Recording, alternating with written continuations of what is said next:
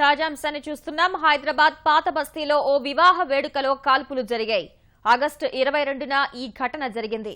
వివాహ వేడుకలో వరుడు తుపాకీతో కాల్చాడు. అయితే పాత బస్తీలో ఇటీవల ఎలాంటి కాల్పులు జరగలేదని డీసీపీ సత్యనారాయణ పేర్కొన్నారు.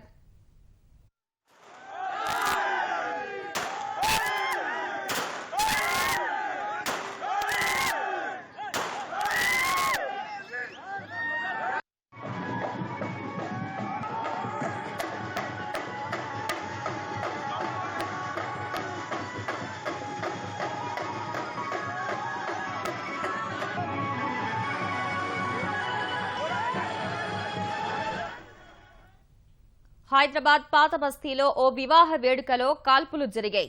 ఆగస్టు 22న ఈ ఘటన జరిగింది. వివాహ వేడుకలో వరుడు తుపాకీతో కాల్చాడు. అయితే పాత బస్తీలో ఇటీవల ఎలాంటి కాల్పులు జరగలేదని డీసీపీ సత్యనారాయణ పేర్కొన్నారు.